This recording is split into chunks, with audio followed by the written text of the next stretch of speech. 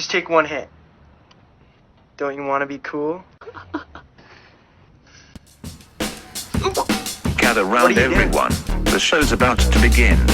Turn on, tune in, drop out, this show's amazing. It's Super Lemon Haze, you know them boys always blazing. Put one in the air, fill your glass and get to raising. Kirkman praising, school flag waving. Chopping up the topics as they're choking on some chronic. Scott and Eric breaking it down like 21st century prophets. Eyes glazed and minds dazed, it's knowledge they convey. Roll up and consume the Super Lemon Haze. Super Lemon Haze. Going to ask you several questions. Super Lemon Haze. How do you feel? I feel like a slice of butter melting on top of a big old pile of flapjacks. Yeah. Good afternoon, good evening, good morning, everyone, to another episode of Super Lemon Haze. What's happening right now is, so I have successfully met with a medical marijuana physician and have been awarded my certificate. So, bravo. That's one of the first things that we talked about when we started this pod, was to make that happen. So I am going to cut down that audio, and I'll post about 10 minutes of that conversation. It's very informative. It might be a little dry because obviously it's a medical person talking to me. I think that it's valuable to a lot of the consumers out there who are looking to get into getting their medical marijuana card. I think a lot of the news as of late is really disheartening to a lot of people who have been going to the medical dispensaries for recreational use because they're no longer accepting them during this coronavirus thing. So I've been tweeting out a firestorm. I'm not sure, Scott, if you're reading any of those, yeah. And we've also had quite a few articles bumping around, and the community, the cannabis community, of course, is pushing for Beacon Hill and pushing for local and state legislature to bend on this, of course. So exactly. And I put a poll out there too, and I think the results will be up tonight. But my poll was, I really, and again, it's the new Eric, man, because talk to me 6 months ago and I wouldn't have been on board with this, but all of the package stores are considered essential, right? So we've got the beer, the liquor, the wine, all that shit's wide open. You go down the street and the fucking streets are closed. But what you will find open are like the fucking liquor stores and the CVS's. That's pretty much your two options, or the grocery stores, obviously. But like, if you want to get out of the fucking house, you want to go somewhere, you either get drunk or you get meds. I mean, those are pretty, or you can get food. So you can go to the grocery store, go get your toilet paper if you can find any, but that's about it. Exactly. Yeah. Can't find any, man. Your fucking shit tickets. Is that what they're calling them? Yeah. But yeah, I mean, I think that's the most compelling argument. Obviously, you and I are now in a position. I've always been in this position of having the medical card and taking it a little bit further from that. But if you can go, if we've deemed this thing, this substance, this product to be legal in the state, and which it has, which passed in Massachusetts, right. It's totally. I mean, years ago now. At this point, we're looking at four and a half years ago. At this point.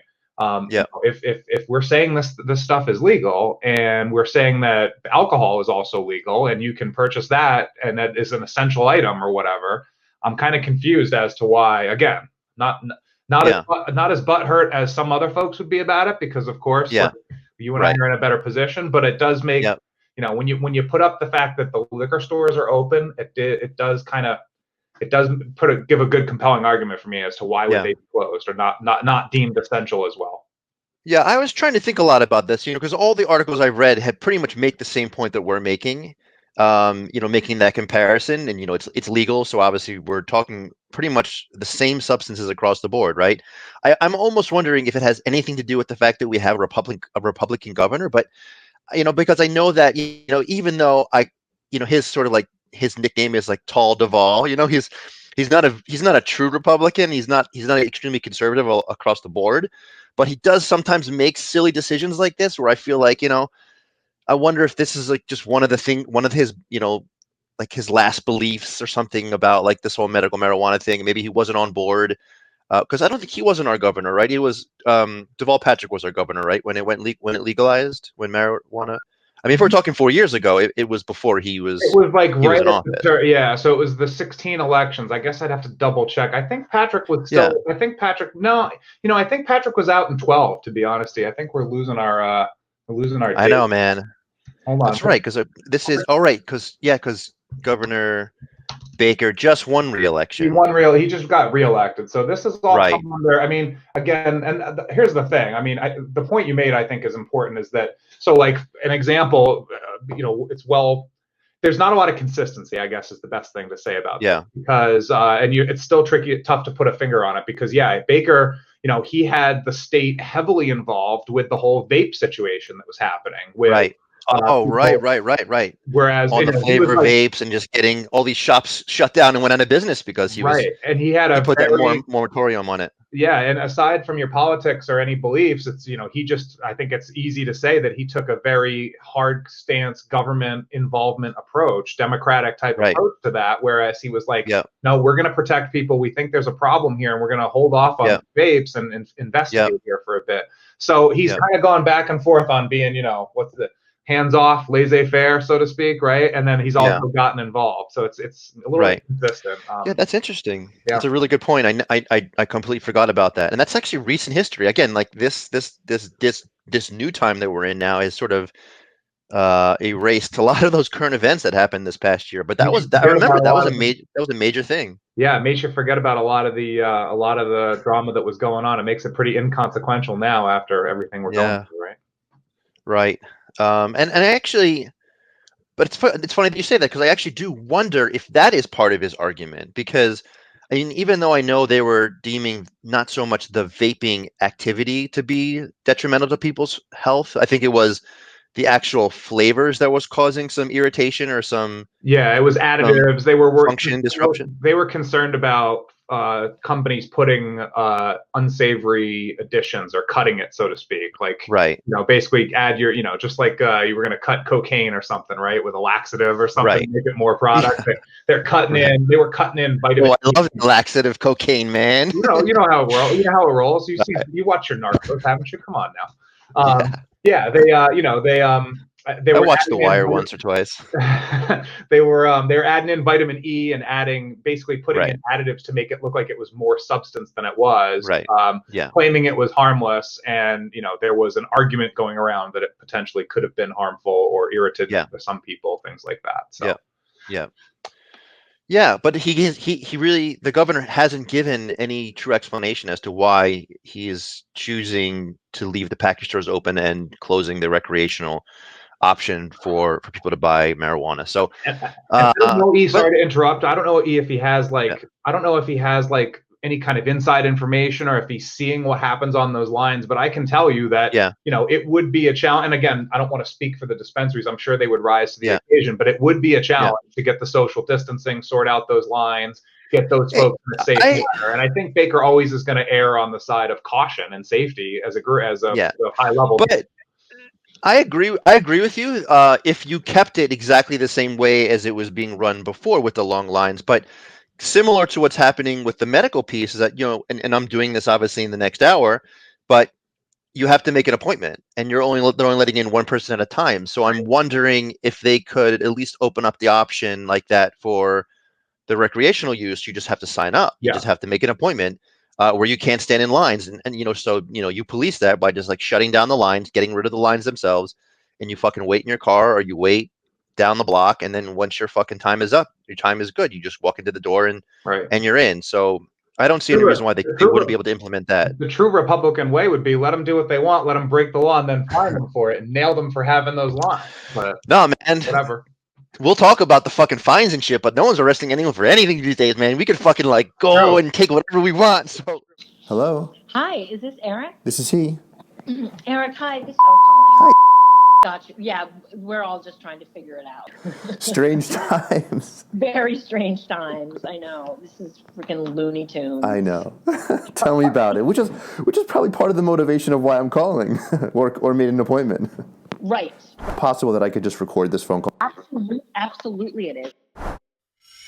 So, Yeah, so you definitely have, a couple of qualifying conditions. Yep. And so that's not an issue. Great.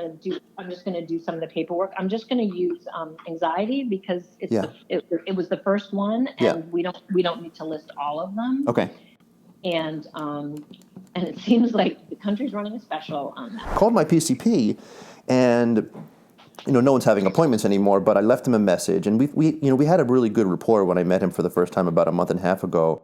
And I actually brought this up to him when we were discussing, because I've been taking citalopram or Celexa for, I don't even know, like 6 or 7 years now, and I have made every single attempt to come off of some of these medications, because I was prescribed some benzos also that I was successfully able to come off, but I have not been able to reduce the amount of Celexa. He basically just sort of shut the door. So then I was like, all right, now what do I do? And it is a little daunting, and I mean, I think it takes a lot of people a while to pull the trigger to do this. I mean, and to be completely honest, like I have been like a straight edge hardcore dude for like my entire life, and I also lean relatively conservative. I'm a researcher. I've also been a practitioner. So like, and I'm an MPH myself. So I saw that you have those initials after your name. So yeah. So, but I've always said, in the medical field, it makes sense. Even though I know that we haven't been able to widely study the actual effects, I wasn't informed enough to make an opinion about it. And I was just going off of like, I guess, my own personal opinion versus like really more of an educational standpoint. And I've been going through those steps in the last couple of months. I have borrowed a friend's pen, and I have had a lot of success with it. And when I say success, I mean, it's just allowed me to feel differently and in a more positive way. But I really appreciate everything you shared with me, and I do think that I think it's complicated. I think it's a paradigm shift we're trying to figure out with cannabis. Because of all of the negative stuff, and it's certainly not a magic bullet, and it's not right for everybody, and it's not right for it doesn't help everybody with everything. I think it's really important to keep that skeptical mind around cannabis. And so a lot of people making false claims, and there's a lot of misinformation and disinformation. I guess the other reason why I've had sort of a negative opinion about the matter is primarily because I've had such negative experiences with smoking. I guess they call it like flower. I'm just sort of learning the lingo now. Experience. Yeah. Well, so we all are. Nobody's been doing this. Anybody who's like, "Oh, I'm an expert," I'm like, "No, you're not." Right. And so there's 2 steps to every certification, or to getting a card, and one of them is the medical certification, which is what we're doing right now. Yep. And you are now certified, and from today through March 30th, 2021. Okay. And then, but there's another step of registering with the state. Okay. And there used to be a fee, but that was just removed. Oh, great. And that works anywhere in the Commonwealth and in Rhode Island, actually. And once you get your card, like I said, it works in all of those other states as well.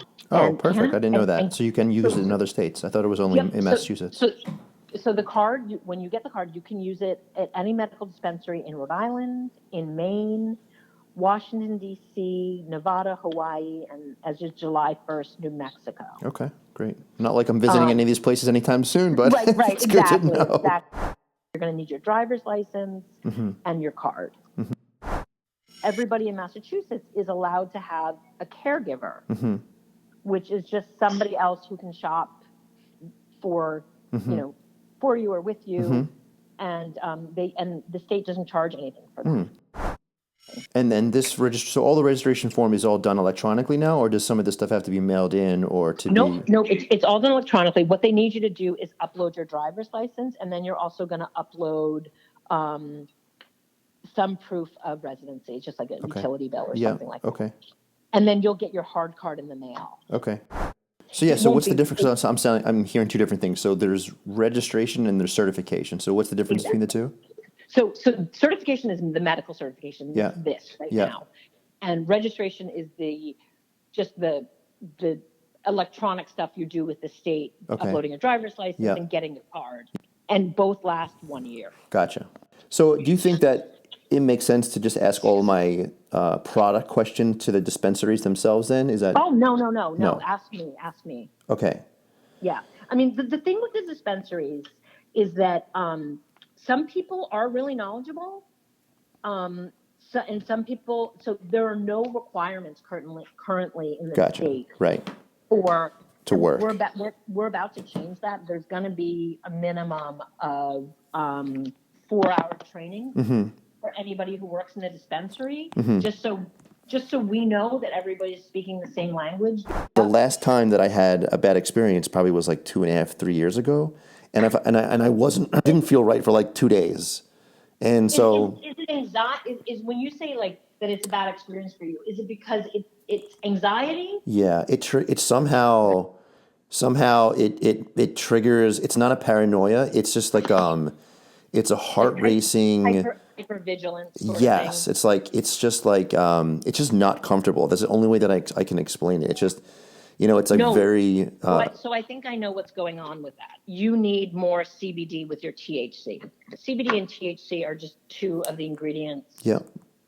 And they both work much, much better with each other. So CBD works better with THC, and THC works better with CBD. I pretty much don't use THC alone really ever. And definitely, we've definitely found that for people who do get that sort of hypervigilance, heart racing stuff, that when they use, especially if you use a product, either flower, vape, whatever, that is 1-to-1, meaning 50% CBD, 50% THC, it'll work a lot better. Yeah. The product that I was given is this product called Super Lemon Haze. Are you familiar with that? I am. I know it's sativa dominant, and I know that I don't think it has a lot of CBD, but that's okay if that's working for you. But in terms of edibles, I would never recommend you use an edible that is not a 1-to-1. Everybody is really different, which is why I really do welcome people, like especially when you start buying in a dispensary, to really limit yourself, or whatever they send you home with, whatever you try, to blind yourself. Just because, with the indica, the sativa, that sort of thing, I've really found that it's not the same. But then really what it's broken down to is the cannabinoids and the terpenes. And the cannabinoids are the THC, the CBD, the CBN, the CBG. And it's really about the ratio of those. Like, is it 1-to-1? Is it 4 parts THC to 1 part CBD? Is it 2 parts CBD to 1 part THC? But then also the terpenes, which are the flavor and smell profile or whatever, essentially. That's what affects people. That's what makes it either something that's sedating or something that's uplifting. The actual THC and CBD and stuff like that don't affect that piece of it. So what I'm sending you right now are just 2 sites that I trust.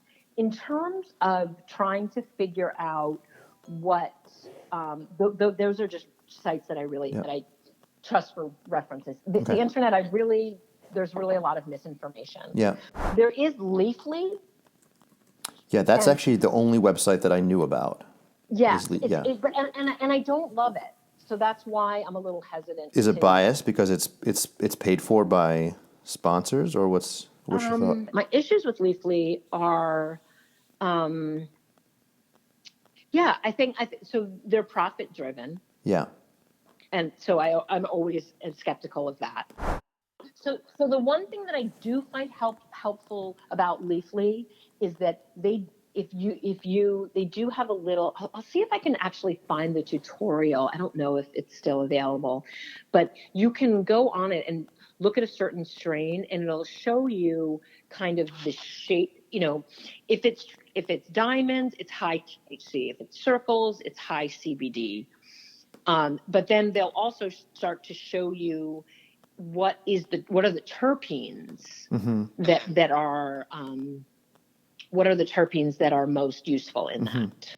When I make my first appointment to go to the dispensary and I find something that I like, I'll just text you or send you a picture of what I got. That would be awesome. And we Yeah, can go- just reach out to me. I'm available to you, like for for the year.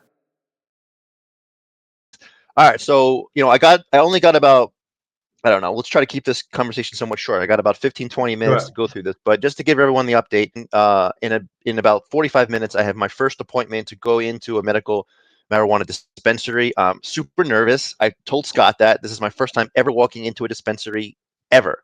Never purchased from a dispensary recreationally or obviously medically. And this is where I would come into play, because I would hold your hand and make you feel all nice and comfy inside, and make sure get all those nervous Nellies out of you. Well, again, also keep why you don't you throw up the menu, because this is what we're gonna do. We're gonna throw up the menu. We're gonna talk through it. Yeah. I was looking through it earlier.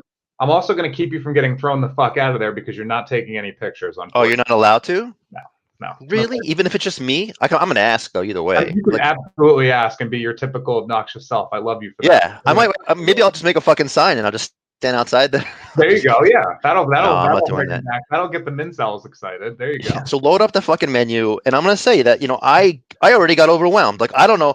I think we only have 15 minutes once you're inside. So, I guess what I'm trying to avoid is just going to the front and just saying, this is what I'm looking for. And the one thing that I'm looking for right now is Super Lemon Haze, man, because I have no idea if that's something that I'm going to want because of what we're going through now, or if it's just because that's what I'm used to and I'm not courageous to ask too many questions, but like, I don't know. So I feel like this is what we should do, is just kind of just click through the menu and, we can talk about anything, ask me. So right now what I wanted to do is just kind of go through those steps as if I was your client and you were working with me as my consultant. So let's just kind of go through this and you just ask me the questions you would ask, and hopefully we'll just come up with some options. Yeah. So I'll give you the floor. Yeah, absolutely. So I think first off, what's going to happen is you're going to get ID'd. So you're going to have to show that you're going to have to show your paperwork that says you've been approved. Yeah. And so just curious, I actually have it on my phone and I don't have a printer anymore because I'm not at work. So that's cool, right? I could just show them it's on my phone. I think so. I wouldn't imagine. It's a PDF. So, and then it obviously matches up to my ID. I mean, that's what I only have. Yeah. I have no way of printing it out. So you're gonna buzz in and you're gonna hold your ID up like this to the door. They're gonna see you through the security. They're gonna see your ID through the security camera. They're gonna let you into a holding area, like a vestibule, so to speak. Where you have to show your medical license, or do you have to show your driver's license? They're gonna ask for state ID, and they're gonna ask for the proof of your processing. Okay, what you just did with the doctor and all that. Once you get through all that, then they'll bring you through, they'll process you, get you all signed in. Then they're going to bring you into another room where the registers are. Now, obviously, with COVID-19 concerns, Sierra is doing it's Sierra Naturals is the name of the place. They are doing a wonderful job of social distancing and keeping people separate. So you'll probably be like the only person in there. Maybe there might be one other person finishing an appointment, but they've been spacing out and going one by one quite a bit. So you'll walk up, you'll then get ID'd again, a second time. They're going to ask you for your IDs. You're going to stand there and continue to be processed again as you're standing at the cash register to pay almost. Once you're processed and through, then they'll kind of push the menu over to you, say, okay, what are you interested in? What do you got going on? What can I do for you, so to speak? At that point, you have about 15 minutes now as kind of a consultation to start asking questions about products. They can give you recommendations about different effects, different things like that. If you were completely lost and new and didn't know what you were doing, they'd probably start with some of the basics, like, do you smoke flower? Have you ever smoked any of these vapes? Have you ever, tried one of these vape cartridges? Or are you more of a, you want to smoke a joint? Like what kind of experiences have you had?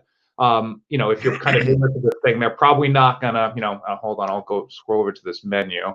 I apologize if you see me looking down, but I'm going through the same thing on my iPad. Yeah, keep looking. So you're going to kind of go through the beginning of the menu is a lot of different flower, different strains, and different kind of flavors, so to speak, of different actual flower. Like this is real marijuana that you would smoke. They call it flower now because there's so many different kinds of products. This TAC on the side is the strength of it. And then, of course, stock level is they're just trying to tell you if they're out or how much they have of it for the future.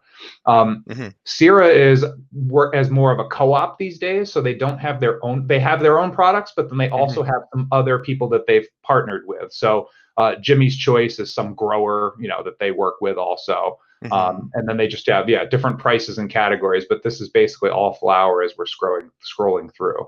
On the side here, these letters on the side here, this is indicating where they fall on the spectrum. So a sativa that would be kind of more of a energetic, uppity type of high versus an indica all the way at the other end of the spectrum. An indica would be something that's probably gonna relax you, put you to sleep, kind of get you into a couch lock type situation or something like that.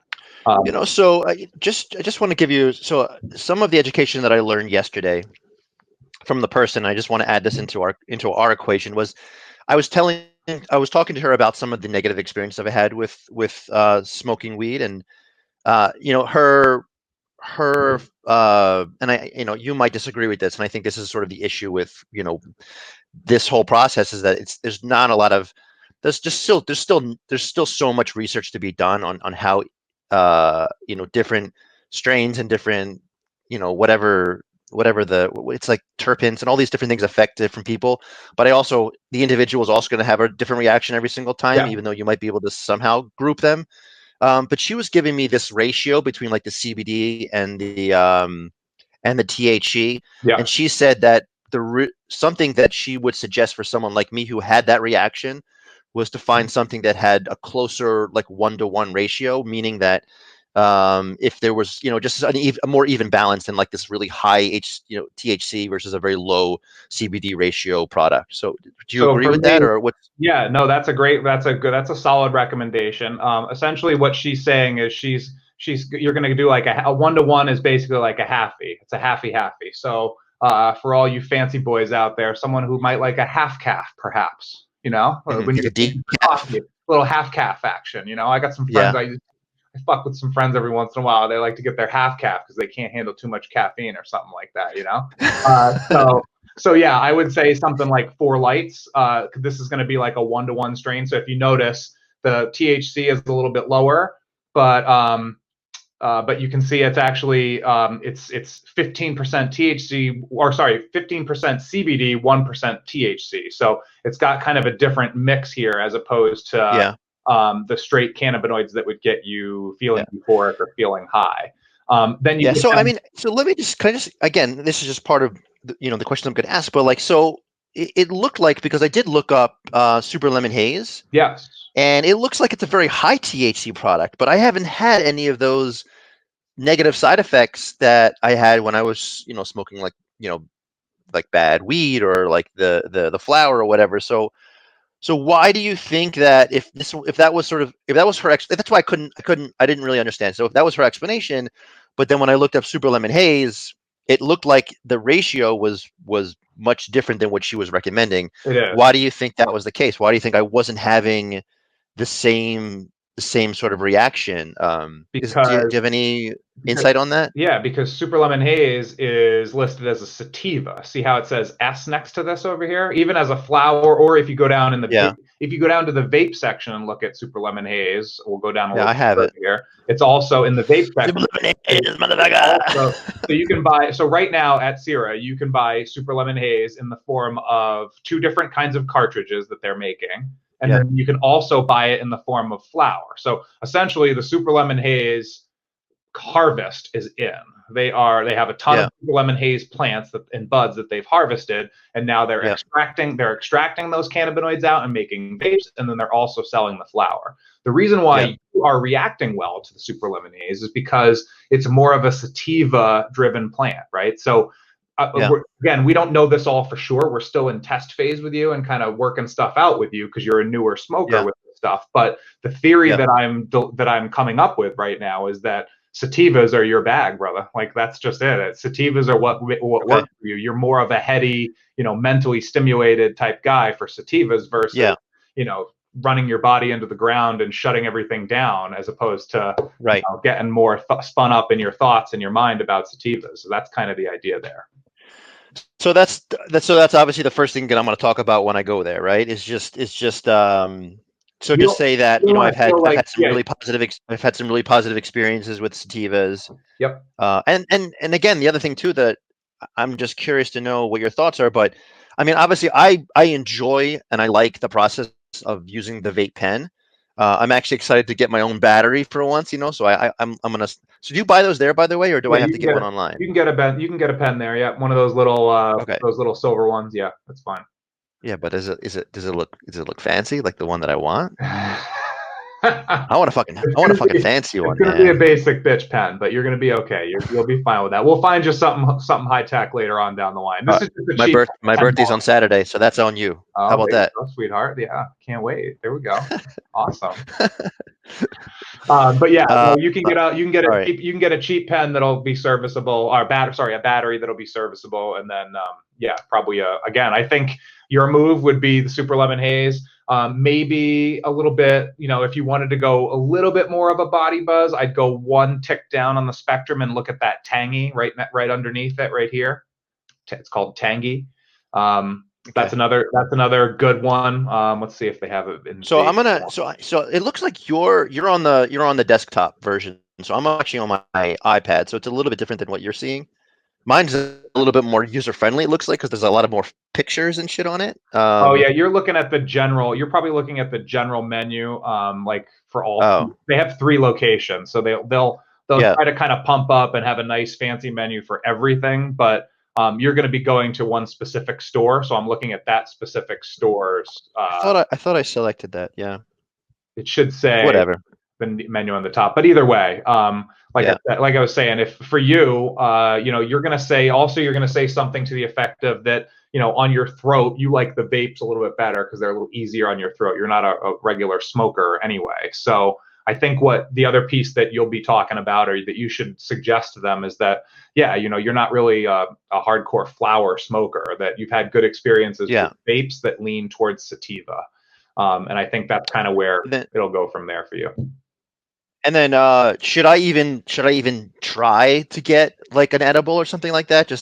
Or should I just not stay far away from that shit? Yeah, I mean, we can try out. Let's see what we got for edibles today. Like it looks like there's something called highly edible sweet fruit pucks. Yeah. Sweet sativa. Yeah, they taste like those orange slices, like the gummies almost. Like they're good.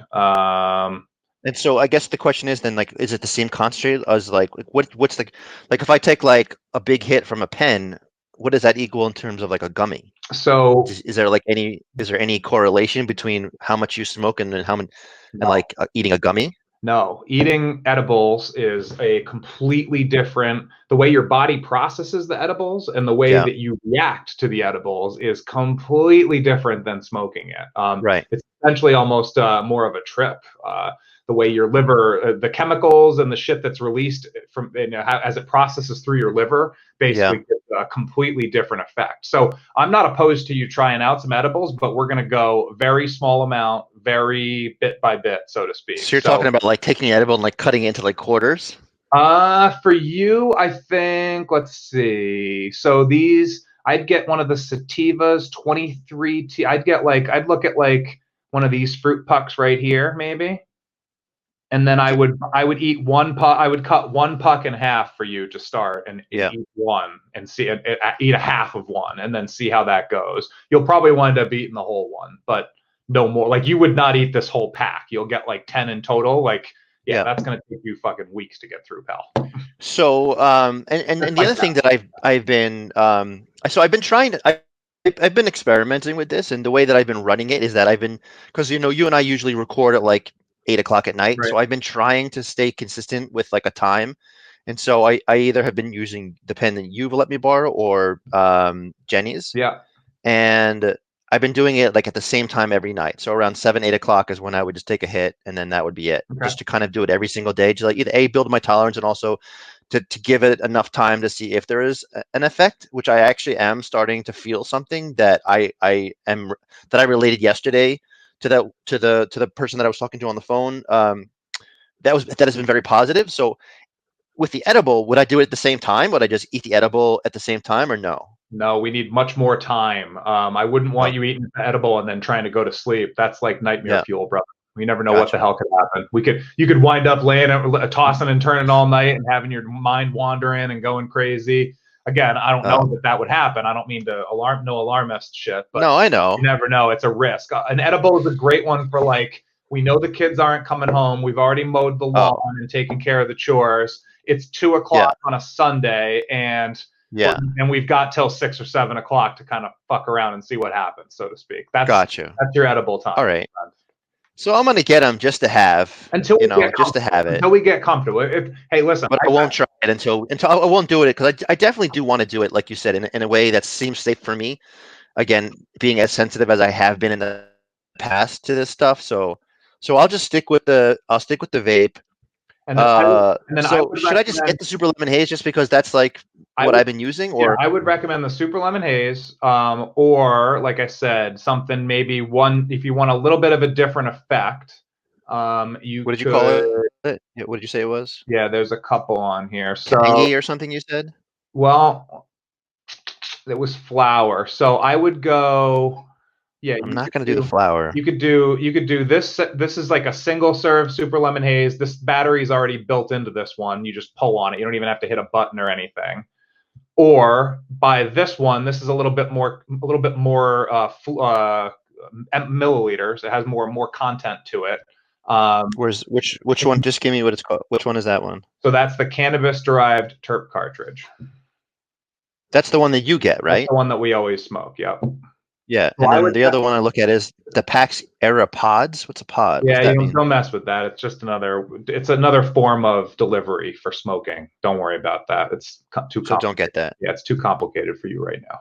All right. So it looks like then if we're talking about just vape and sativa, it looks like Super Lemon Haze is the only thing they have. Well, I think you would be totally fine with any of these 4. Okay. Could you just text those to me? Absolutely. Like just on my way there. So just tell me what they are right now so I can look them up real fast. So what do you have there? Super Lemon Haze, obviously. Yeah.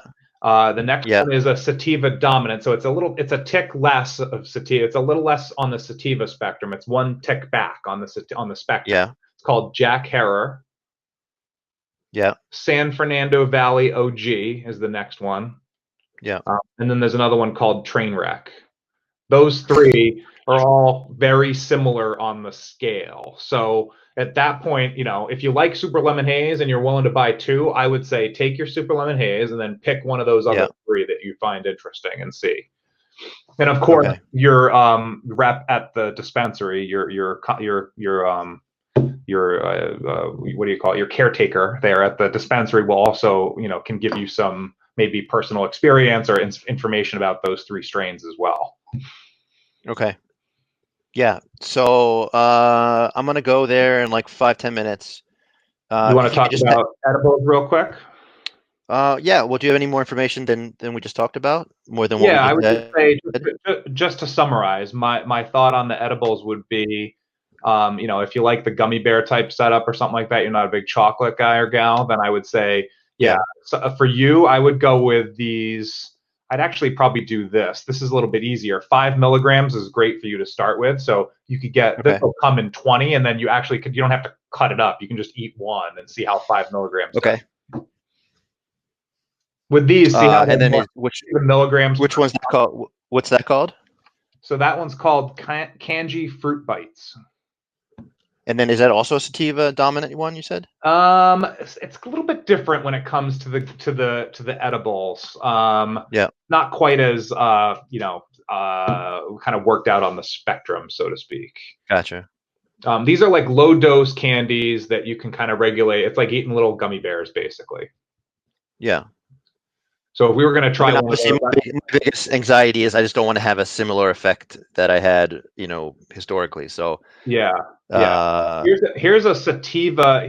There are some sativas as well. So when you go in, you could talk to them about that and say, it looks like this one's a little mixed. Like I would just say, I'm interested in some of the fruit bites, but I want to stay on the sativa side of things. Okay. All right, man, I'm psyched. So I'm going to get going so I don't get late. And I'm going to try to fucking record this in some way or fashion. So we'll see how that works. Yeah. All right, I'm gonna fucking roll. I'm gonna hang this up. Thank you for your help. Text me that information. I wish I could be there with you. Fucking COVID. I know. It's annoying, but at least we get to play around with our equipment and test out some stuff and get some content, some shit in the field, content out of it. Yeah. Yeah. All right, brother. All right, man. Good luck out there. Speak to you, man. Okay, thank you. Talk to you soon. Talk to you. Bye.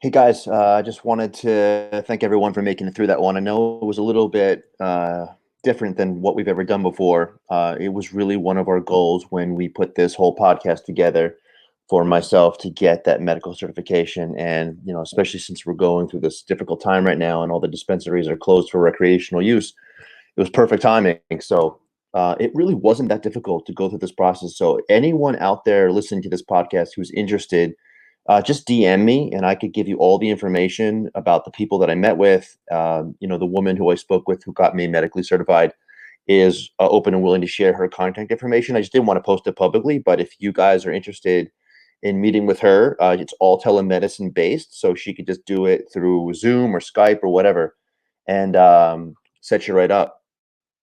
And you're automatically certified. All she has to do is go through the evaluation and then make sure you have some of those qualifying events. For those of you who want to look it up on your own, you can go to www.mass.gov/medical marijuana, and it'll give you all the information that you'll need to look into the program. So, peace. Thanks for listening, and we'll see you next time. Take care.